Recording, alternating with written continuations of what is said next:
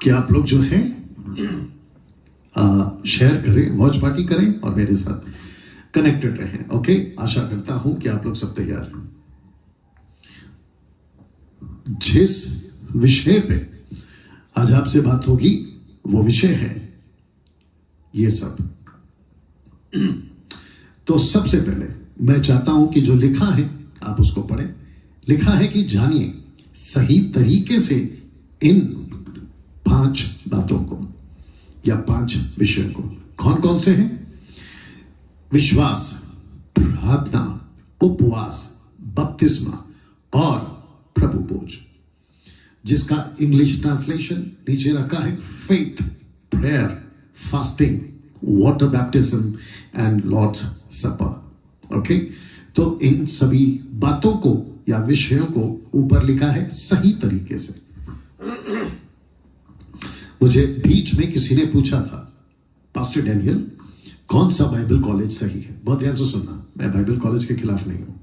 Okay, मुझसे पूछा गया था कि कौन सा बाइबल कॉलेज सही है? मैंने कहा कोई भी नहीं। ओ अब आप लोग सोच रहे होंगे ऐसा कैसा? अभी बताता हूं। मैं फिर कह रहा हूं, मैं बाइबल कॉलेज के खिलाफ नहीं हूं। बहुत ध्यान से सुनना होगा, ठीक है ना? कैथलिक वाले अपने तरीके से सिखाएंगे, मेथोडिस्ट वाला अपने तरीके से सिखाएगा, सीएनआई वाला अपने तरीके से, बैप्टिस्ट वाला अपने तरीके से, Pentecostal, charismatic, Lutheran, brethren, independent और ऐसे 3 से 4 हजार विश्व भर में जितनी भी संस्थाएं हैं, डिनोमिनेशंस, वे अपने अपने तरीके से आपको बाइबल सिखाएंगे। तो फिर बाइबल कॉलेज कौन सी हुई? कैथलिक वाली, मेथोडिस्ट वाली, पेंटिकोस्टल वाली, कैरिस्मेटिक वाली, इंडिपेंडेंट वाली, बैप्टिस्ट वाली, लूथरन वाली, 50 हजारों। फिर सही कहां है? मतलब कहां जाएं? ओके, जिसके चलते बहुत सारी बातें आपके बीच में रख रहा हूं और जिनमें से ये 5 बात है। पास्टर डैनियल, क्या आपने बाइबल कॉलेज किया है? नहीं किया। मेरे 30 साल के मिनिस्ट्री में मैंने कभी बाइबल कॉलेज नहीं किया। ओके, बट फिर आप कैसे सीखे? आप कैसे जानते? मेरा क्वेश्चन है। परमेश्वर का आत्मा नंबर 1 आपको सिखाता है। तब सिखाया था, पतरस को सिखाया था, पौलुस को सिखाया था। ओके, पतरस ठीक है, लेकिन पौलुस तो पढ़ा लिखा था, वो तो सीखता था गमलीएल के पास। वेरी गुड, मैंने कब मना किया? अगर सही लोग हैं ना, उनके पास बैठ के सीखिए। मैं वही तो कह रहा हूं। एक कल भी कहा था, आज फिर कहूंगा, एक अच्छा लीडर को चुनो, एक सही अगुवे को चुनो। कल कहा था ना अगुवा, वो व्यक्ति अगर सही बाइबल के मुताबिक और वचन को ही आगे रखेगा, संस्था को नहीं, अपने पंथ या डिनोमिनेशन को नहीं, बाइबल को आगे रखेगा। अगर ऐसा लीडर मिलता है तो जरूर सीखिए। बट आप जानते हैं कठिन है, जिसके लिए 2020 में मुझ जैसे 10 टक्का और खास करके मैं मसीह मंथन के प्लेटफॉर्म से आप लोगों को हजारों वीडियोस एक एक टॉपिक पे बनाते आ रहा हूं। The book of Genesis total verse by verse आपको टीचिंग दिया हूं। Book of Daniel verse by verse आपको टीचिंग दिया हूं। Book of Revelation verse by verse आपको टीचिंग दिया हूं। मोसेस की मिनिस्ट्री आपको दिया हूं। जोसेफ की मिनिस्ट्री, उसकी टीचिंग आपको दिया हूं। Sons of God, daughters of man, उसकी टीचिंग, निफेलियम्स कहां से आए यानी कि दानव, उसकी टीचिंग आपको दिया हूं। टोटल 4 किताबों की अध्ययन, जिसको कहते हैं सुसमाचार। टोटल 4 किताबें, मत्ती, मरकुस, लूका, यूहन्ना, कट टू कट यीशु की चमत्कार, रिकॉर्डेड 36 चमत्कार, बाकी तो बहुत किए, वो बात अलग है, लेकिन रिकॉर्डेड जो बाइबल में, उसकी भी बारीकी से स्टडी दिया हूं। उसके अलावा 1 घंटे में पूरी बाइबल, 1 घंटे में पूरा प्रकाशित वाक्य का अध्ययन, ऐसे करते करते, और द बुक ऑफ जूड, यहूदा की पुस्तक, उसका अध्ययन वर्स बाय वर्स। कितने? अगर आपने नहीं देखा, देखिए। मुझे बीच में कॉल्स आते थे कि पास्टर डैनियल, अभी बढ़ाई नहीं कर रहा हूं, प्रभु की महिमा हो, कहते हैं कि हमने बाइबल कॉलेज में उतना नहीं सीखा जितना आपकी वीडियोस को देखकर हम सीखते हैं। क्या बात है, सारी महिमा प्रभु को। वाह, तो उस कड़ी में ये सब भी आ गया। तो जो प्रोग्राम हम चला रहे हैं, ये कैसा अंधापन, और मैंने कहा था कि आपकी जड़ें मजबूत करूंगा, याद आ गया होगा आपको, क्योंकि बहुत कुछ कचरा मसीह समाज में, मसीह जगत में कुछ गलत शिक्षकों के चलते, उनकी शिक्षाओं के चलते मार्केट में फैल गया है। अब उसको ठीक करना है। ओके, तो जिसके चलते सबसे पहला विषय आपके बीच में रखूंगा। मैं वक्त का ध्यान रखूंगा, चिंता मत करिए। ज्यादा से ज्यादा 9:15 तक मैं इसको खींचूंगा, यानी कि 1 घंटा या 1.25 घंटा आपका प्रोग्राम चलेगा, बट मजा आएगा आपको। तो आर यू रेडी? चलिए, पहला जो विषय है वो है विश्वास, और इंग्लिश में फेथ। एक विश्वासी के लिए सबसे ज्यादा जरूरी है विश्वास, क्योंकि दिखता नहीं है मसीह, उसको विश्वास करना होता है। दिखता नहीं है कोई भी चीजें, विश्वास करो स्वर्ग है, उसको विश्वास करना है। विश्वास करो नरक है, उसको विश्वास करना है। तो जिसके चलते हमने जो है ये बातों को रखा, ठीक है ना। एक विश्वासी के लिए विश्वास करना बहुत जरूरी है। क्या कहता है विश्वास? पिता सब कुछ तेरे हाथों में। इंग्लिश में FAITH, faith. F stand for father, A stand for all, I stand for into, T stand for thy, H stand for hands. तो लिखा है father, all, into, thy, hands. वाह, तो फेथ यही तो है। प्रभु सब कुछ आपके हाथों में, मेरा जीवन आपके हाथों में, मैं चाहता हूं आप इसको चलाएं। ये है फेथ, जिसके चलते आज आप सीखोगे। लिखा है कि लेकिन आज आपको समझना होगा कि आपको विश्वास की जरूरत क्यों है? Question mark. पास्टर डैनियल, मुझे विश्वास की जरूरत क्यों है? मैं विश्वास करता हूं यीशु है, मैं विश्वास करता हूं कि मैं मरने के बाद स्वर्ग जाऊंगा, अगर पाप से जीवन नहीं छुटकारा पाया तो नरक जाऊंगा, बट मुझे विश्वास की क्या जरूरत है कंटिन्यू करने के लिए? मैं आपको बताता हूं। आपको अपने विश्वास पे काम करना है। नंबर 1, आपको विश्वास के लिए खूब बाइबल पढ़ना है, परमेश्वर की संगति करना है। बट उस कड़ी में कुछ रख रहा हूं। विश्वास की जरूरत सिर्फ एक ही बात के लिए, क्या है? कि एक परमेश्वर है। वाह, सी, आपको विश्वास क्या करना है? कि एक परमेश्वर है। साथ ही साथ इस वचन को ध्यान से समझिए। कौन सा वाला? इब्रानियों 11:6। मुझे नहीं पता कि आपने कभी पढ़ा है या नहीं पढ़ा है, बट मैं चाहता हूं कि आज आप इसको पढ़ें। लिखा है कि विश्वास बिना उसे प्रसन्न करना अनहोना है। It is impossible to please God without faith. विश्वास बिना उसे प्रसन्न करना अनहोना है। अब इसको पढ़िए, क्योंकि परमेश्वर के पास आने वाले को विश्वास करना चाहिए। क्या? कि वह है, ब्रैकेट में परमेश्वर। तो मैंने पीछे क्या रखा था? ये वाला। विश्वास की जरूरत क्यों है? सिर्फ एक ही बात के लिए। क्या है वो? कि एक परमेश्वर है। That's it. तो जिसके चलते आपको और मुझको यह समझना होगा कि वचन कहता है कि आपको विश्वास करना है, क्योंकि परमेश्वर से खुश होता है कि एक परमेश्वर है। अनेक नहीं, एक। सब रास्ता मिलकर एक जगह नहीं जाता। ये जिसने भी कहा है ना, बकवास की थ्योरी है, टोटल गलत है, मूर्खता की थियरी है। सब रास्ता एक जगह जाता है। अगर सब रास्ता एक जगह जाता है, ये जितने विद्वान है ना, जो आज टीवी पे बहस कर रहे हैं, इसका वाला उसका वाला, ये कलर मेरा है, वो कलर मेरा है, ये कलर हमारा है, वो कलर तुम्हारा है, ये बकवास नहीं चलता टीवी पे। तो उनको भी पता है कि सब रास्ता एक नहीं है। तो जो पीढ़ी, कुछ तबके के लोग, कुछ ग्रुप, कुछ परसेंटेज के ग्रुप जो ऐसा मान के चलते ना कि अरे क्या देखा है, किसने देखा, सब रास्ता एक है, बहुत बड़े धोखे में पड़ोगे। तुमको जाना है दिल्ली, पहुंचोगे कलकत्ता, या एग्जाम्पल दे रहा हूं। तो जिसके चलते आपको यह समझना जरूरी है, और अपने खोजने वाले को प्रतिफल देता है। तो ये वचन को पूरा फिर से पढ़ दे रहा हूं। विश्वास बिना उसे प्रसन्न करना अनहोना है, क्योंकि परमेश्वर के पास आने वाले को विश्वास करना चाहिए कि वह है, ब्रैकेट में परमेश्वर है, और अपने खोजने वाले को वो प्रतिफल देता है। ठीक है ना। कुछ लोगों ने जब इसको पढ़ा, और खास करके अंधे अगुओं ने, अधूरे ज्ञान के सेवकों ने, और खास करके मोटिवेशनल और मैन प्लीजिंग वाले, शुगर कोटिंग वाले ऐसे सेवकों ने क्या किया कि सब कुछ छोड़ दिया, इसको उठा लिया। किसको? प्रतिफल को। बोला विश्वास करो आपको प्रतिफल मिलेगा, विश्वास करो आपको प्रतिफल मिलेगा। नहीं, प्रतिफल उसको मिलेगा जो ये मानने को तैयार हो गया कि एक परमेश्वर है। जिसको पता चल गया कि परमेश्वर एक है, वो परमेश्वर पर विश्वास करने के कारण उसको प्रतिफल मिलता है। लेकिन इन लोगों ने क्या किया? सब कुछ हटा दिया, प्रतिफल को पकड़ लिया। तो लिखा है कि यहां ज्यादा जोर किस पर है? Question mark. परमेश्वर पर या प्रतिफल पर? अभी बताइए। तो ज्यादा जोर है परमेश्वर पर कि वो है, और जो परमेश्वर पर विश्वास करता है कि वो है, उसी को वो प्रतिफल देता है। आपका फोकस परमेश्वर होना चाहिए, ना कि प्रतिफल।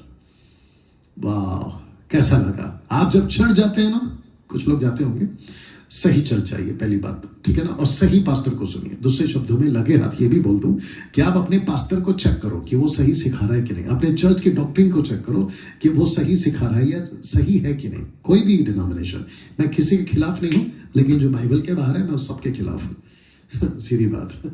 आपका फोकस परमेश्वर होना चाहिए, प्रतिफल नहीं। आप जब मसीह के पास आते हो ना, तो प्रतिफल के लिए मत आया करो, प्रभु के लिए आया करो। आपको याद है ना लूका 14:25 से आगे यीशु ने क्या कहा था? और उसके पहले भी, तो मुझे क्यों ढूंढ रहे थे? भीड़ से कहा, तो मुझे क्यों ढूंढ रहे थे? नाशवान भोजन के लिए मुझे मत ढूंढो।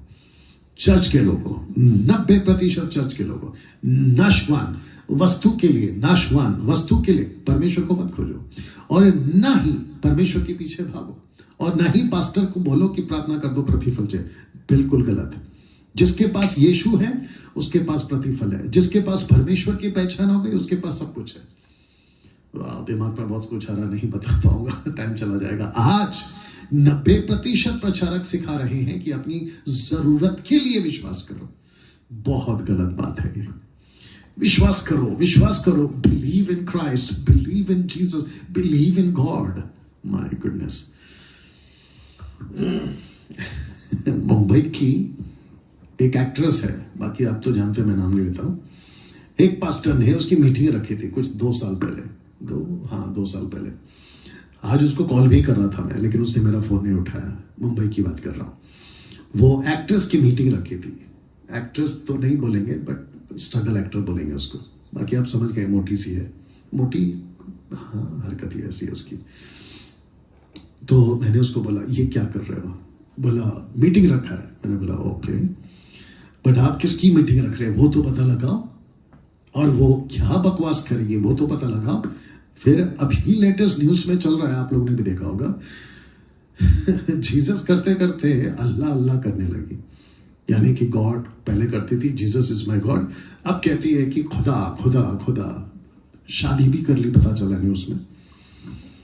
अब बताओ, उसका जब भी मुंह से निकलता था तो एक ही बात निकलता था, गॉड करेगा, गॉड करेगा। किसके पीछे भाग रही है? जरूरतों के। वैसे ही मैं ये बातें क्यों करता हूं? ताकि आपकी आंखें खुले। बस फर्क इतना है कि यहां पे उनकी फोटो नहीं रखता मैं, ये फर्क है, ठीक है ना। वैसे ही आप लोग सीखो। परमेश्वर को, परमेश्वर के पास आने वाले को वो प्रतिफल देता है। परमेश्वर के पास आओ पहले, प्रतिफल वो देगा। आप क्या कर रहे हैं? परमेश्वर बाद में, जरूरतों के लिए आप आ रहे हैं। परमेश्वर को रखो पहले, जरूरत को बाद में। कुछ लोग जरूरत को पहले रख रहे हैं, परमेश्वर को बाद में। क्या विडंबना है। इसको पढ़िए साहब। पूरी बाइबल किस पे जोर देती है? जब आप बाइबल को पढ़ोगे ना, तो किस पे जोर देती है? यूहन्ना 14:1 कहता है तुम्हारा मन व्याकुल ना हो, तुम परमेश्वर पर विश्वास रखते हो, मुझ पर भी विश्वास रखो। याकूब 2:19 कहता है मुझे विश्वास, माफ करना, तुझे विश्वास है कि एक ही परमेश्वर है, तू अच्छा करता है। दुष्ट आत्मा भी विश्वास रखते और थर थर आते हैं। You understand? रोमियो 1:17 क्या कहता है? क्योंकि उसमें परमेश्वर की धार्मिकता विश्वास के लिए प्रकट होती है, जैसा लिखा है कि विश्वास से धर्मी जन जीवित रहेगा। विश्वास को रूटेड करने का एकमात्र जरिया, विश्वास को आपके जीवन में उसको रूटेड करने का मतलब जड़ से मजबूत करने का एकमात्र जरिया या एकमात्र रास्ता, वो है वचन। वाह। रोमियो 10:17। सो विश्वास सुनने से, सुनना मसीहा के वचन से होता है। यू अंडरस्टैंड ना? अभी इसके बाद का जो स्लाइड आएगा ना, मैं चाहता हूं कि आप उसको फोकस करें। चमत्कार और आशीषों को देखकर विश्वास नहीं बढ़ता। यह गलत धारणा है, यह गलत धारणा है। चमत्कार और आशीषों को देखकर विश्वास नहीं बढ़ता। पास्टर डैनियल फिलिप जब समरिया के गांव में गया तो वहां के लोगों ने चमत्कार देखा, फिर विश्वास किया। ओके, वो एक घटना है साहब, अब वहां से हटना है, अगला स्टेशन पटना है। You understand? वो एक घटना थी, उसको उठा के डॉक्ट्रिन मत बनाइए कि पहले चमत्कार करेंगे, चमत्कार करेंगे। ठीक है ना, परमेश्वर चाहे तो सब कुछ कर सकता है, वो बात अलग है, लेकिन सबसे पहले उनको एजुकेट करो, वचन सुनाओ। यही तो किया था ना। पास्टर डैनियल, आपने कहा कि चमत्कार और आशीषों को देखकर विश्वास नहीं बढ़ता, प्रूफ लीजिए। इजरायली 40 साल क्या कर रहे थे? कितने चमत्कार देखे, कितनी आशीषें पाई, क्या ये विश्वास में रूटेड थे? Question mark. You know what is the answer? No, बिल्कुल नहीं। एक रेफरेंस रख रहा हूं, इब्रानियों 13:12। हे भाइयों, चौकस रहो कि तुम में ऐसा बुरा और अविश्वासी मन ना हो जो जीविते परमेश्वर से दूर हट जाए। सो हम देखते हैं कि वे अविश्वास के कारण प्रवेश ना कर सके। कौन? इजरायली। इतना चमत्कार देखा, क्या क्या नहीं देखा। मिस्र में राजा फिरौन के समय पे आपने देखा ना 10 चमत्कार, तो क्या हो गया? विश्वास किया? नहीं। लाल समंदर को फटते हुए, तो क्या किया? विश्वास में मजबूत हुए? नहीं। ऊपर से खाना, चट्टान से पानी, शत्रुओं से विजय, और पता नहीं किस किस तरह के परमेश्वर ने अद्भुत कार्य किए। रात को आग का खंभा, दिन में बादल उड़े हुए। बताइए, उसके बावजूद उनका विश्वास क्या हो गया? बेकार। साथ में क्या हो गए? अविश्वासी। कहां नहीं जा सके? प्रतिज्ञा के देश में। निकले कितने लोग थे? 6 लाख। अंदर कितने गए? मात्र 2। वाह। यहोशू के माफ करना, यीशु के चेले 3.5 साल। याद आ गया होगा आपको। कितने थे? एक तरफ 12, दूसरी तरफ 70, और न जाने कितने चमत्कार देखे और कितनी आशीषें पाए। क्या ये विश्वास में रूटेड थे? Answer is no. प्रूफ दे रहा हूं। मरकुस 16:14 लिखा है कि पीछे वह उन 11 को भी जब वे भोजन करने बैठे थे दिखा दिया। उनके अविश्वास और मन की कठोरता पर उल्हाना दिया। उल्हाना का इंग्लिश में लिखा rebuke. He came and rebuked them. वो आया और उसने डांटा। आप अपना मसीह जीवन, यानी कि विश्वास का, आप अपना मसीह जीवन विश्वास का किस बुनियाद पर जी रहे हैं? चमत्कार, आशीष या परमेश्वर का वचन? मैं आपसे पूछ रहा हूं, किस पे जीते हैं आप? यह आपको देखना या जांचना बहुत जरूरी है। दूसरा विषय, क्योंकि वक्त को ध्यान रखना है, प्रार्थना, प्रेयर। उद्धार पाते ही एक विश्वासी को, यानी कि आपको, प्रार्थना योद्धा बनना पड़ेगा। उद्धार पाते ही, ठीक है ना? प्रश्न है क्यों? आपको जवाब दे देते हैं यूं। आपका एक विरोधी है, पहला पत्रस 5:8। सचेत हो, जागते रहो, क्योंकि तुम्हारा विरोधी शैतान गरजने वाले सिंह की नाई इस खोज में रहता है कि किसको फाड़ खाए। तो आपको प्रार्थना योद्धा बनना पड़ेगा। क्यों? क्योंकि आपका एक विरोधी है। लिखा है कि और आपका एक युद्ध, आप एक युद्ध भूमि में है। आप एक युद्ध भूमि में। ये चित्र मैं इसलिए रखता हूं ताकि आपको कनेक्ट कर सकूं, ठीक है ना? या आज 90% मसीह समाज प्रार्थना योद्धा नहीं बन पा रहा है, बल्कि अपाहिज बनते जा रहा है। कैसे? मैं बताऊंगा। वो ऐसे है कि आज 90% मसीह समाज प्रार्थना कर दो वाली बीमारी से ग्रस्त है। मैं इसको कुछ सेकंड रखूंगा। क्या कहते हैं? प्रार्थना कर दो। पास्टर जी प्रार्थना कर दो, मैसेज करते, कॉल करते हैं, प्रार्थना कर दो, प्रार्थना कर दो। इसको कहते हैं कि 90% मसीह समाज ग्रस्त है। किससे? इस बीमारी से। प्रार्थना कर दो। वाह। जबकि यीशु क्या कहते हैं मत्ती 6:6 में, मैथ्यू 6:6 कहते हैं, परंतु जब तू, इसलिए इसको हाईलाइट किया है, लिखा है परंतु जब तू प्रार्थना करे तो अपनी, दूसरे की नहीं, अपनी कोठरी में जा। वाह। द्वार बंद करके अपने पिता से जो गुप्त में है प्रार्थना कर। तू कर, नॉट पास्टर को करवाओ, बल्कि तू कर। तब तेरा पिता जो गुप्त में देखता है तुझे प्रतिफल देगा। सिंपल। तो फिर प्रार्थना कर दो वाली बीमारी में क्यों जकड़े हुए? सोच के देखिए, जब मैं ऐसी बातें करता हूं तो आप लोगों को तकलीफ होती है, जबकि परमेश्वर क्या चाहता है? आपको खुद कहता है तू प्रार्थना कर। अभी जितने देख रहे हैं ना, 700 750 जो भी है, मैं आपको बता दूं, आपको ये आदत से हटना होगा। कौन सी वाली? इस वाली।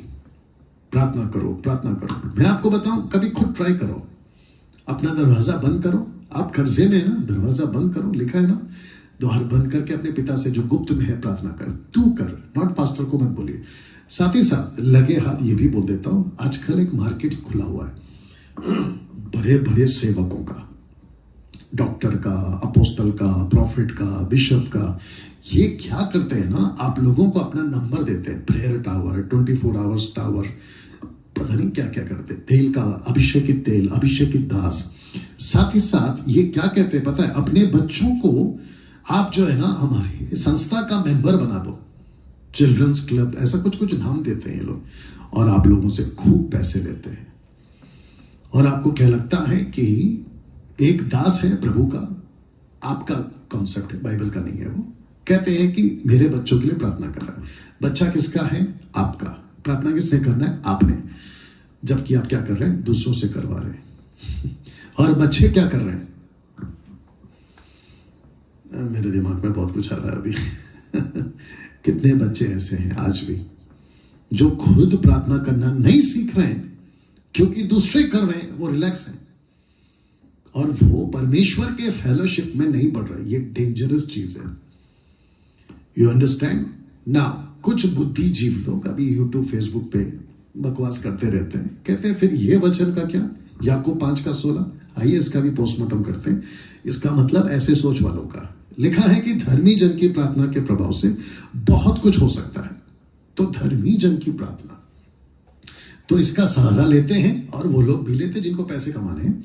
कहते हैं कि देखो हम धर्मी जन हैं और हमारी प्रार्थना में प्रभाव है, इसलिए आप क्या करो, हमसे प्रार्थना करवाओ। कुछ लोग है ना ऑनलाइन भी प्रार्थना करते हैं, रात को अपनी दुकान खोलते हैं और जिब्रिश में शुरू हो जाते हैं, रबा रबा रबा करके शुरू हो जाते हैं, और कहते हैं कि ये नीचे हमारा नंबर जा रहा है, इसके ऊपर अभी कॉल करें, आपको प्रोफेसी आएगी, आपके लिए मैं प्रार्थना करूंगा, आपके लिए बिजनेस के दरवाजे खुल रहे हैं। ऐसे बकवास कुछ ना कुछ करते रहते हैं और आप लोगों को लगता है अरे वाह। मुझे बेहद खुशी है, बहुत ध्यान से सुनना, कि इस युग में जहां टेक्नोलॉजी माफ करें, पीक पर है, टॉप पर है, और जहां सब कुछ दूध का दूध पानी का पानी हो जाता है, तो बहुत सारे बाबा, बहुत सारे पापा, बहुत सारे मसीह और गैर मसीह जो अपनी अपनी दुकानें चलाते ना, एक्सपोज हो रहे हैं। मुझे इस बात की खुशी है। You understand? इसलिए इन सब के पीछे भागना बंद करो, यीशु के पीछे आना शुरू करो। तो वापस आते हैं कि धर्मी जन की प्रार्थना के प्रभाव से बहुत कुछ हो सकता है। तो क्वेश्चन है, धर्मी कौन है? लिखा है कौन है धर्मी? Question mark. जानना चाहते हैं क्योंकि इन लोगों ने आपसे झूठ बोला है। झूठ ये कहा है कि हम धर्मी हैं, जबकि ऐसा नहीं है। अब इसको पढ़ो, अगर उद्धार पाया है आपने तो धर्मी हो, अगर उद्धार पाया है तो धर्मी भी हो, और धर्मी हो तो प्रार्थना का प्रभाव भी है। आपको पता है प्रार्थना का प्रभाव इस वचन के मुताबिक, वापस पीछे जा रहा हूं, आपको बहुत गलतफहमी है कि कुछ लोग जो बहुत उपवास करते हैं, अगला टॉपिक आएगा वो, बहुत लोग जो उपवास करते हैं उनकी प्रार्थना में ज्यादा पावर होता है। बिल्कुल नहीं, बिल्कुल नहीं। क्योंकि परमेश्वर तपस्या के बेस पे आपको गिफ्ट नहीं बांटता है, तपस्या के बेस पे नहीं, आपको देखता है आप उसके ट्रैक पे काम कर रहे हो कि नहीं कर रहे हो, और उसको अपना राज्य को बढ़ाने के लिए आपको गिफ्ट देता है।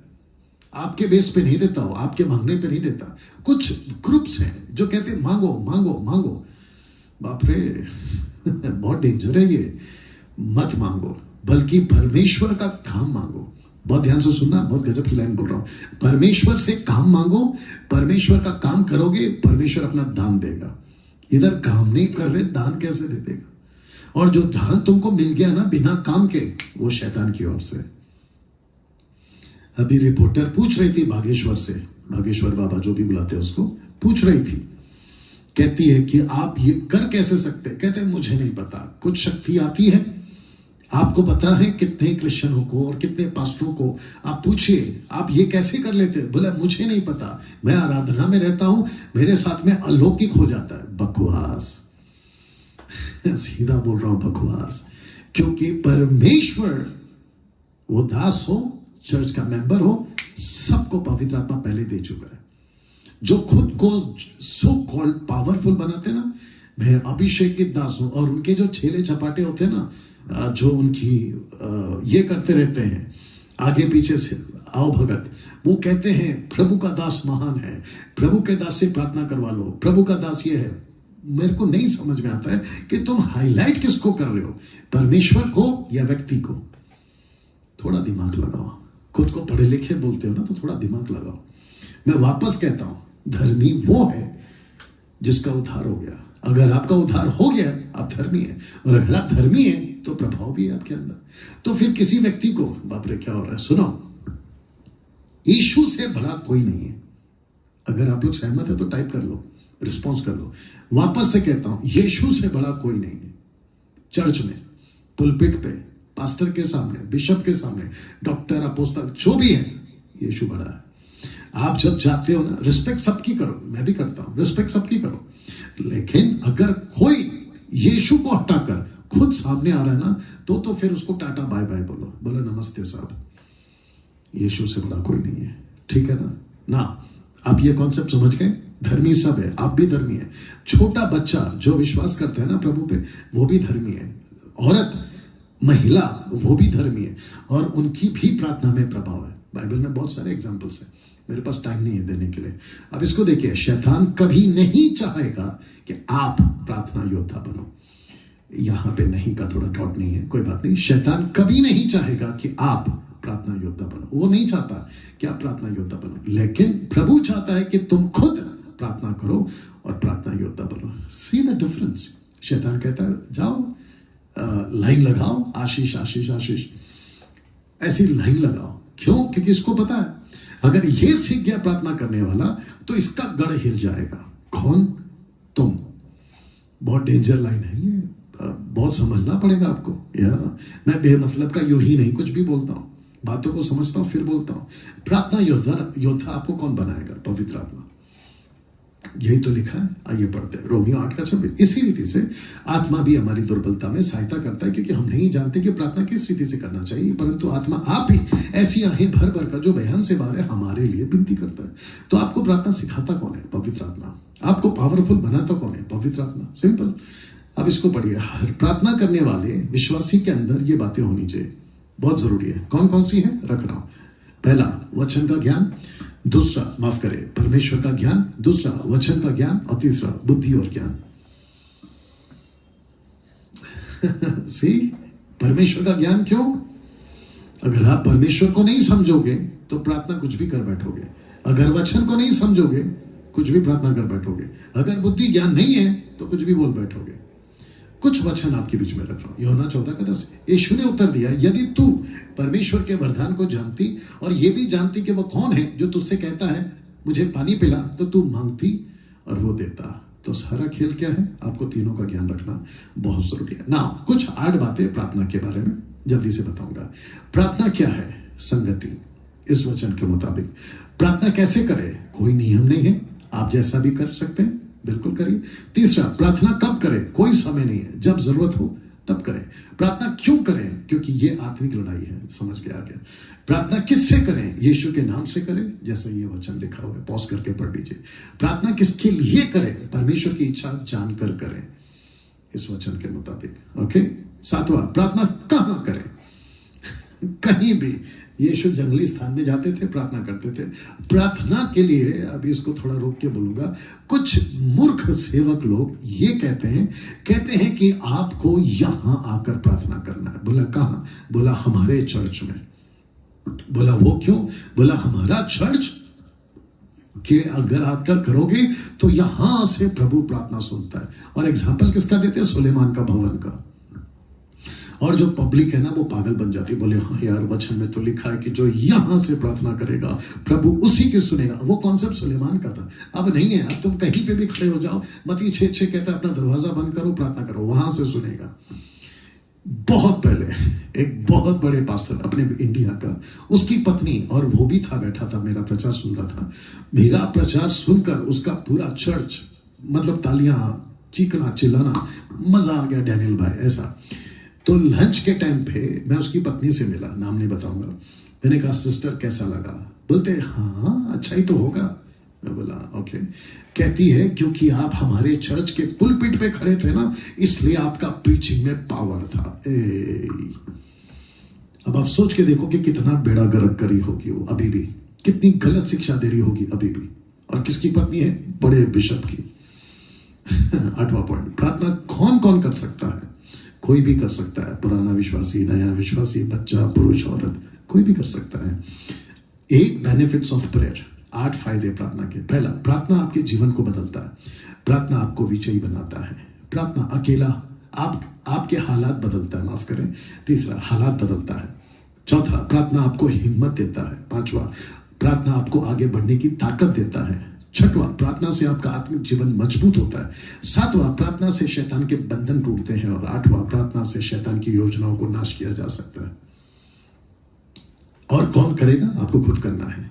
पर्पस ऑफ प्रेयर, पास्टर जी प्रार्थना का पर्पस क्या है? मकसद, लोगों के उद्धार के लिए प्रार्थना कर सकते हैं, सेवकों के लिए प्रार्थना कर सकते हैं, सेवक मतलब उनका सेवा आगे बढ़े, रखूंगा वचन। मिशन के लिए प्रार्थना कर सकते हैं, मिशनरीज के लिए प्रार्थना कर सकते हैं, न्यू चर्च प्लांटिंग के लिए प्रार्थना कर सकते हैं, परमेश्वर का राज्य बढ़े उसके लिए प्रार्थना कर सकते हैं। तो यीशु क्या करते थे? सुबह उठते थे और वो प्रार्थना करते थे। यूहन्ना 17:20 में क्या कहा? केवल इन्हीं के लिए विनती नहीं करता, परंतु उनके लिए भी जिनके वचन के द्वारा, जो इनके वचन के द्वारा मुझ पर विश्वास करेंगे वो सब एक हो। यीशु प्रार्थना करता था। मत्ती 9:38 में कहता है कि खेत के सोने से विनती करो कि वो काटने वाले मजदूर भेज दे। भजन संहिता कहता है 2 काट मुझसे मांग, मैं जाति जाति के लोगों को तेरी संपत्ति होने के लिए, दूर दूर के देश को तेरी नीच भूमि होने के लिए दे दूंगा। कुलुस्सियों 4:3 में पौलुस कहता है इसके साथ साथ हमारे लिए भी प्रार्थना करते रहो कि परमेश्वर हमारे लिए वचन सुनाने का द्वार खोल दे। डंके की चोट पे बोलता हूं, पतरस ने, पौलुस ने, स्टीफन ने, फिलिप ने, जेकब ने, जॉन ने, यीशु ने, तीतुस ने, तिमोथी ने, किसी ने कभी ये नहीं कहा मेरी तबीयत ठीक नहीं है, मैं तुम्हारा चर्च का पास्टर हूं, मेरे लिए प्रार्थना करो। कभी नहीं बोला। अगर कहीं पे मिल गया मुझे बताओ, फेसबुक और यूट्यूब पे प्रचार करना छोड़ दूंगा। जिसको 18 पता है 17 मत सिखाओ। अब इसको पढ़िए, कौन कौन आपकी प्रार्थनाओं को रोक सकता है? 3 लोग। पहला परमेश्वर, दूसरा शैतान, तीसरा आप खुद रोक सकते हैं। कैसे? पहला, परमेश्वर रोकेगा। कैसे? इस वचन के बाद, क्योंकि यहोवा कहता है मेरा विचार तुम्हारे विचार एक समान है, ना तुम्हारी गति मेरी गति एक सी है, क्योंकि मेरी और तुम्हारी गति में और मेरे और तुम्हारे विचार में आकाश और पृथ्वी का अंतर है।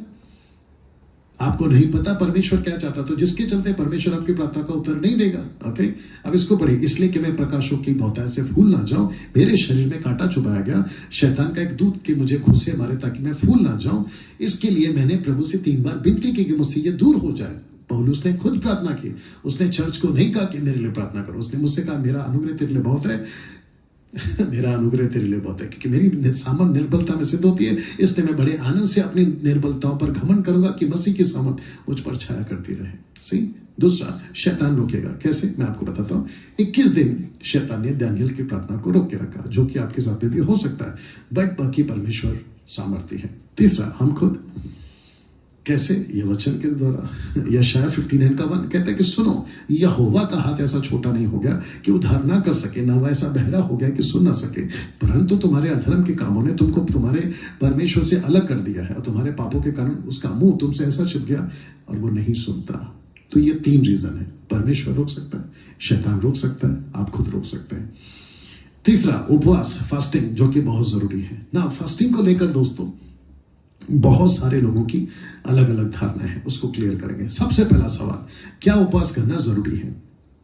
उपवास तभी करना चाहिए जब पवित्र आत्मा अगुवाई करता है, क्योंकि कोई कर रहा है इसलिए मत करिए।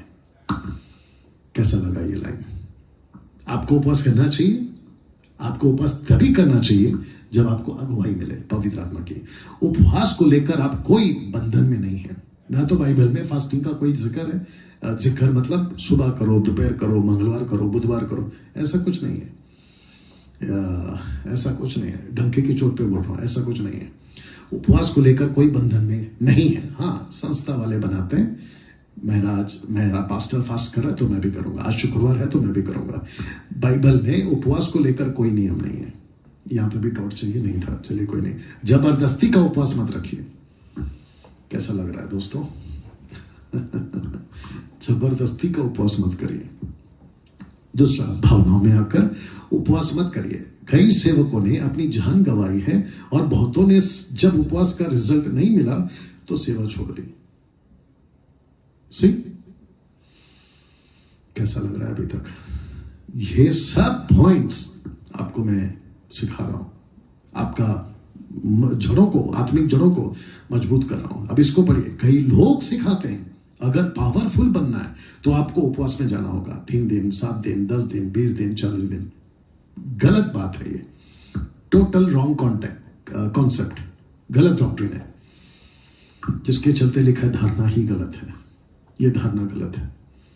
आपको पावरफुल बनने के लिए उपवास में नहीं जाना है आपको। मैं रख देता हूं, चलो। जब कभी भी आप बाइबल में कोई वचन पढ़ते हैं उपवास को लेकर तो उसकी नकल मत करना, नकल मत करना। मूसा ने 40 दिन उपवास किया था, दानियल ने 21 दिन किया था। उसको ठीक कर देते हैं क्योंकि ऊपर 40 है तो उसको आ गया।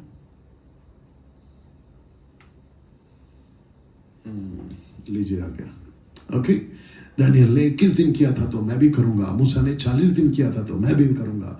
और वर्तमान सेवकों की भी नकल मत करिए। कोई अफ्रीका वाला, अमेरिका वाला, भारत वाला, किसी की भी नकल मत करो। तो जिसके चलते आपको देखना है, जब कभी बाइबल में कोई वचन पढ़ो तो उसकी कॉपी मत करो कि अरे इसने उपवास किया, उसको पावर मिल गया, उसको कुछ सुख। ना, गलत बात है। पवित्र आत्मा आपके अंदर है और आपको जो भी पावर चाहिए ना वो पवित्र आत्मा तय करेगा, आप तय नहीं करोगे। इसको समझो प्लीज। मैं इसको फिर से रिपीट कर रहा हूं कि आपको जो भी पावर चाहिए वो पवित्र आत्मा तय करेगा, आप नहीं तय करोगे। क्योंकि सेवा उसकी है और सेवा वो अपने तरीके से करेगा, आपके तरीके से नहीं। वाह, तो इन सब की नकल मत करो। और ना ही वर्तमान के कोई सेवकों को। आजकल क्या चल रहा है मैं आपको बताता हूं।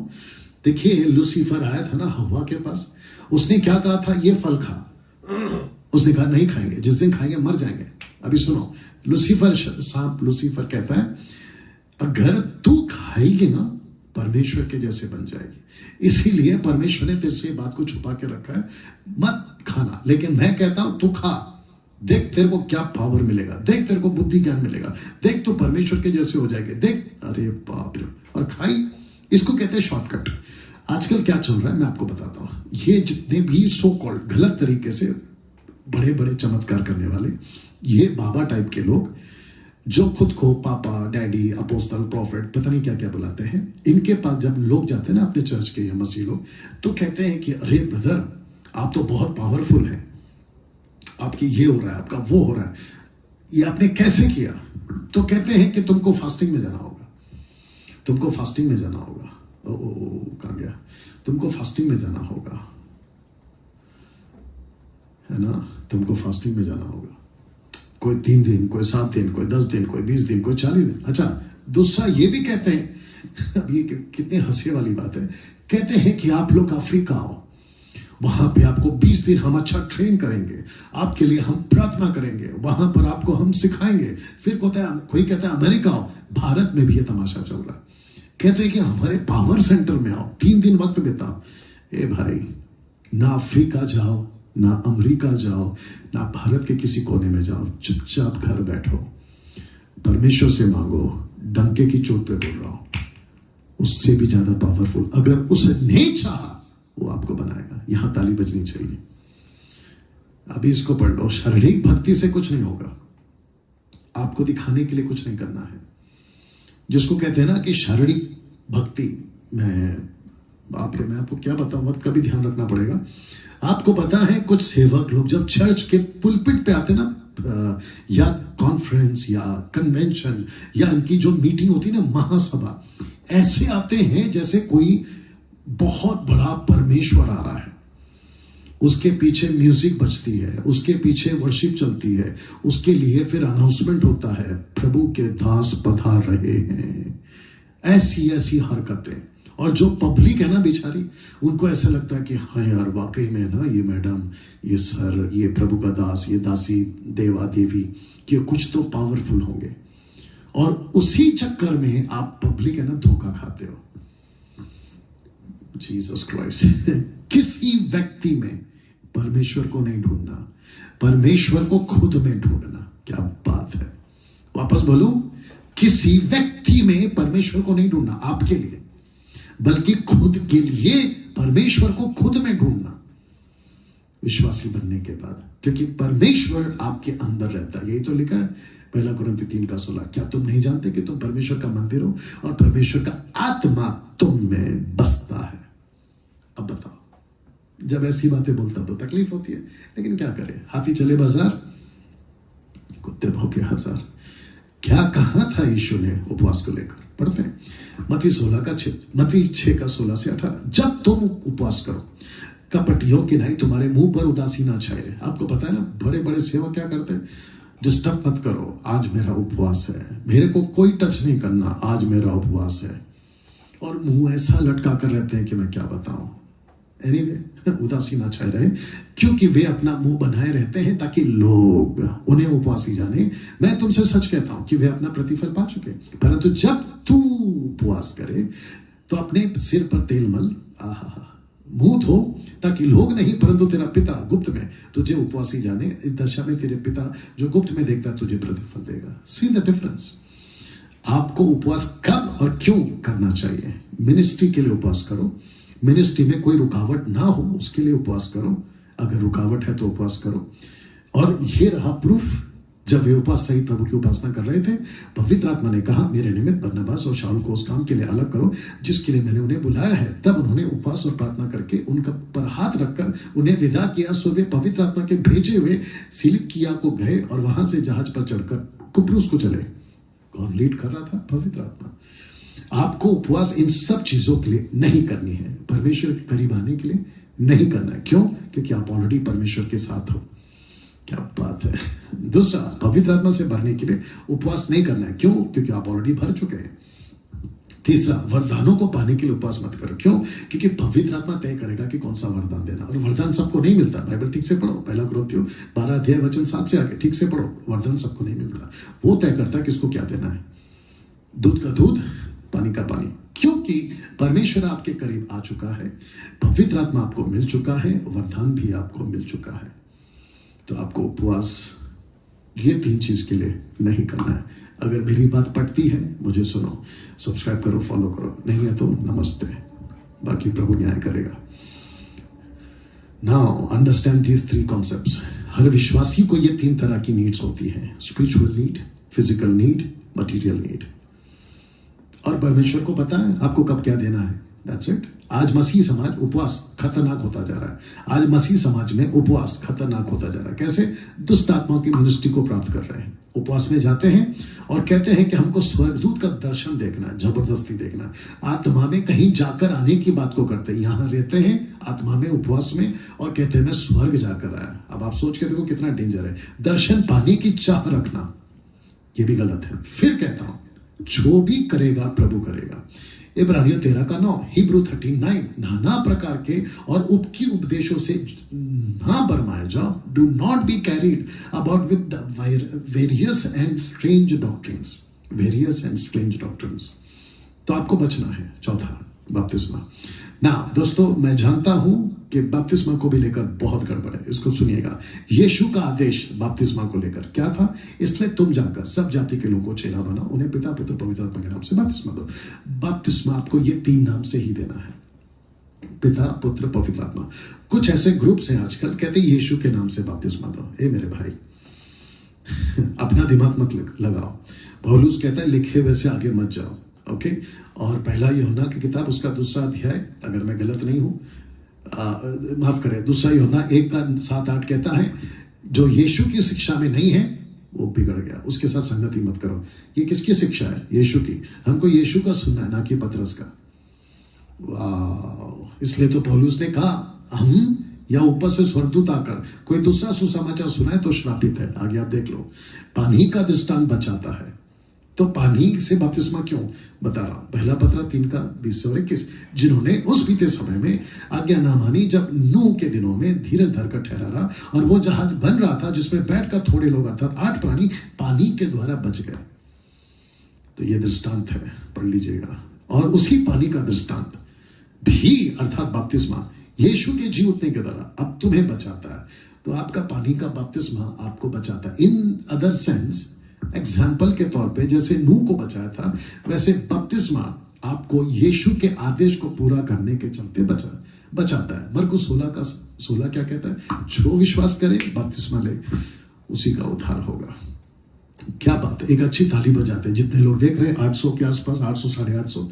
परमेश्वर को धन्यवाद दीजिए ना। इसको पढ़िए, कुलुस्सी 2:12, उसी के साथ बपतिस्मा में गाड़े गए, उसी में परमेश्वर की शक्ति पर विश्वास करके जिसने उसको मरे हुए में से जलाया उसके साथ जी उठे। तो इसका मतलब है कि हम यीशु के साथ, जैसा यीशु गाड़ा गया वैसे हम भी गाड़े गए। लिखा है देखो 6:4। सो मृत्यु का बपतिस्मा पाने से हम उसके साथ गाड़े गए, ताकि जैसे मसीह पिता की महिमा के द्वारा मरे हुए में से जिलाया गया, वैसे हम भी नहीं कि जीवन किसी चाल चले। पानी में गाड़े गए, पानी से जिलाए गए।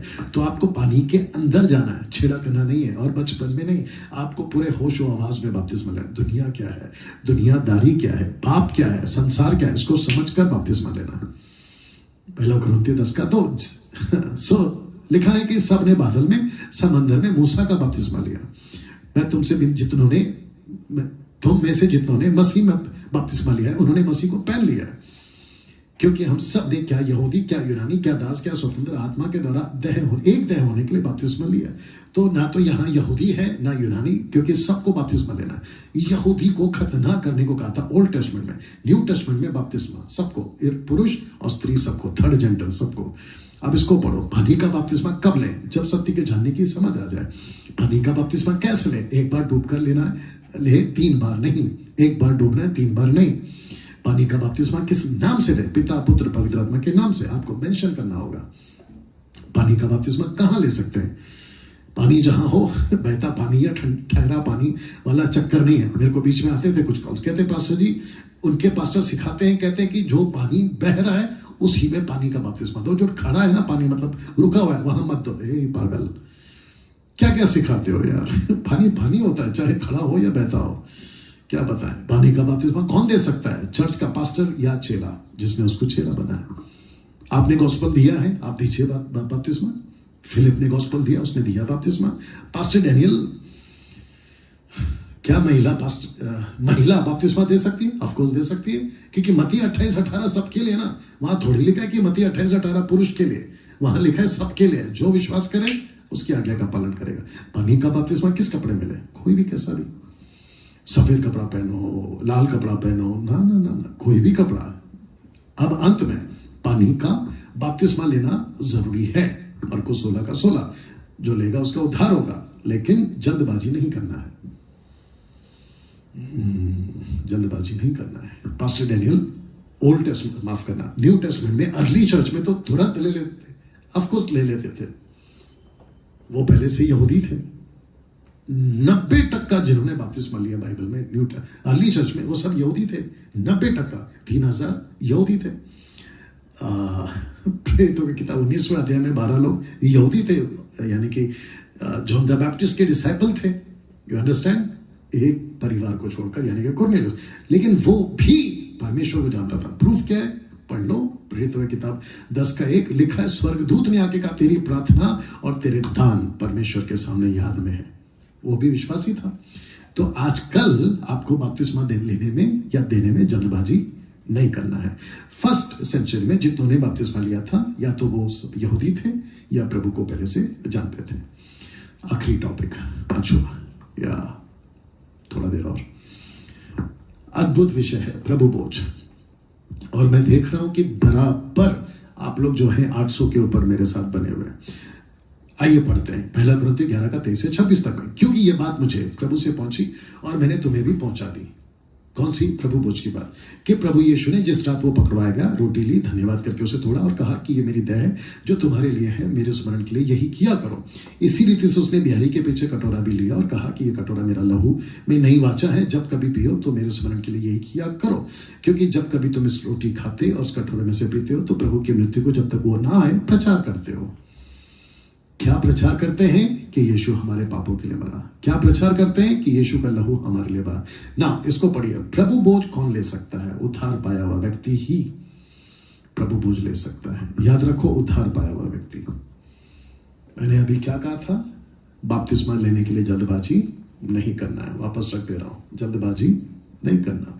तो जब उसको बपतिस्मा आप नहीं दे रहे हैं, रुक रहे हैं, उसके जीवन को जांच रहे हैं, या हो सकता है कि उसको मजबूती में ला रहे हैं, बट अभी वो विश्वासी बन चुका है, वो विश्वासी बन चुका है, लेकिन कई वजह हैं, आपने उसको बपतिस्मा के लिए रोक के रखा है, या उसकी कोई दिक्कतें हैं जिसके चलते वो बपतिस्मा नहीं ले पा रहा है, या आप उस तक नहीं पहुंच पा रहे, वो आप तक नहीं पहुंच पा रहा है, और 2 साल का वायरस चल रहा था, उसके बीच में भी कई लोगों ने विश्वास किया। तो क्या ऐसे लोगों को हम प्रभु बोझ लेने से रोकते? नहीं, उसने उद्धार पा लिया है, उसने उद्धार पा लिया है, और वो अपने फेथ को डिक्लेयर करने वाला है, लेकिन आप नहीं पहुंच पा रहे, वो आपके पास नहीं पहुंच पा रहा, परिस्थितियां ऐसी है कि बपतिस्मा नहीं ले पा रहा, बट उसको प्रभु बोझ से क्यों रोक रहे हो? और हमारी औकात है कि हम उसको प्रभु से दूर रखें? कहां लिखा है बाइबल में कि जब तक बपतिस्मा ना हो प्रभु बोझ नहीं देना? कहां लिखा है? तो वापस कहता, ना कुछ जोड़ो ना कुछ निकालो। कुछ मूर्ख लोग हैं। आया था मेरे पास एक आदमी का मैसेज या कॉल आया था, एग्जैक्टली नहीं याद है। कहते हैं कि कहां लिखा है कि बिना बपतिस्मा के प्रभु बोझ दे दो। ए भाई, जब ना ऐसा लिखा है ना वैसा लिखा है तो वैसे ही खत्म, तो चलने दो ना जो चल रहा है उसको। आप कौन होते अपनी टांग बीच में डालने वाले? वो जाने, प्रभु जाने। यही तो लिखा है ना रोमियो 10:14 अध्याय में, वो खाता है प्रभु के लिए, नहीं खाता है प्रभु के लिए। आप अपनी टांग बीच में क्यों डाल रहे हो? एक आदमी है अपने भारत का, कोई बिशप टाइप का, नाम तो लेता नहीं, यहां पे है उसका नाम, या उसका थंबनेल बनाया, क्या बपतिस्मा के पहले प्रभु बोझ, मतलब बिना बपतिस्मा के क्या प्रभु बोझ दिया जाना सही है? उसकी फोटो और उसकी फोटो क्या साबित करना चाहता है भाई? 50 आएंगे, 50 जाएंगे। तुम्हारे वीडियो बनाने से कुछ नहीं होगा। वचन को रखो सामने। वो जो पूरी तरह से समर्पित हो, पाप, मूर्ति पूजा, नशा, संसारिक जीवन, इन सब से दूर है ना, तो लेने दो ना उसको प्रभु बोझ। आप होते कौन है रोकने वाले? प्रभु बोझ को गलत तरीके से लेना का परिणाम वो भी देना। अभी ये क्या बताता हूं, कुछ लोग कहते हैं भैया सर्टिफिकेट मिल गया, भला कौन सा? बपतिस्मा ले लिया, मैं बन गया ईसाई। पहली बात तो ये कॉन्सेप्ट गलत है, हम ईसाई नहीं बनते और ना बनाते हैं। जितने लोग सुन रहे हैं ध्यान से सुनो, ना हम ईसाई बनते हैं ना ईसाई बनाते हैं। ना बाइबल कहती है बनाओ, ना बाइबल कहती है बनो। क्या बात है? मसीह के अनुयायी बनो, यीशु की बातों पे चलने वाले बनो, जिसको कहते हैं Christ follower. We are not Christians, even I am not Christian, I am not pastor, I am not पादरी ऑफ क्रिश्चियन कम्युनिटी। मैं यीशु के राज्य का सेवक हूं, दैट्स इट। तो कहते हैं हमको सर्टिफिकेट मिल गया, बपतिस्मा हो गया। बोला अब हमको कौन चेक करेगा? तो जिसके चलते लोग सब करते हैं, अच्छे करते हैं, मेरे को पता है। ओह सॉरी, प्रभु भोज कौन लेगा? प्रभु भोज को गलत तरीके से न लेने का परिणाम। आइए देखते क्या लिखा है। इसलिए जो कोई अनुचित रीति से प्रभु की रोटी खाए या इस कटोरे में से पिए, वह प्रभु की देह लहू का अपराधी ठहरेगा। वाह, सही। इसलिए, और अपराधी कौन ठहरेगा?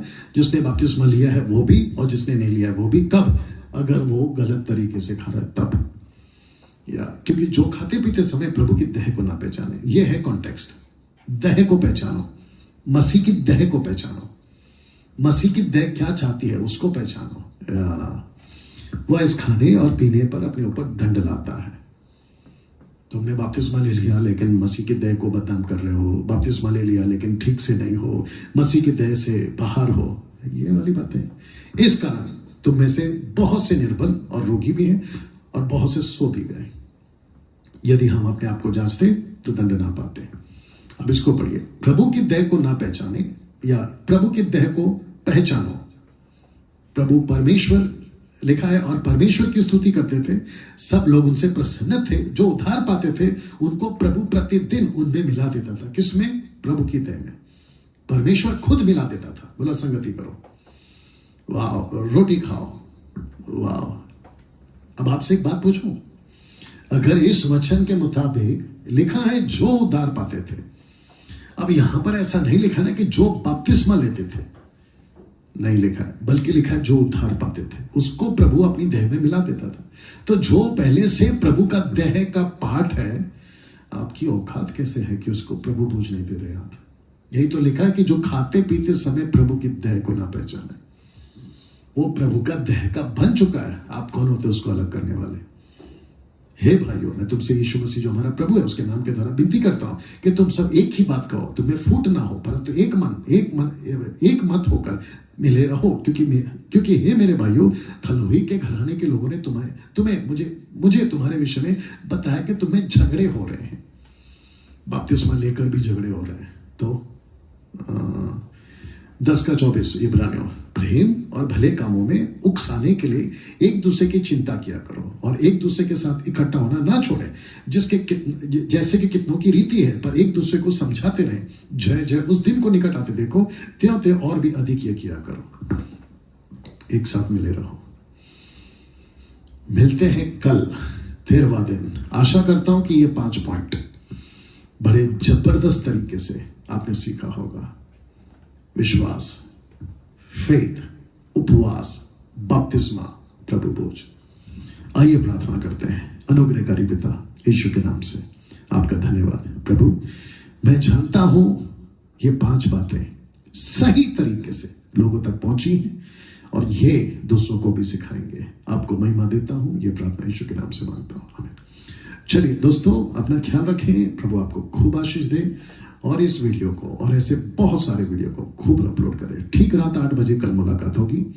अपना ख्याल रखें। जय मसीह।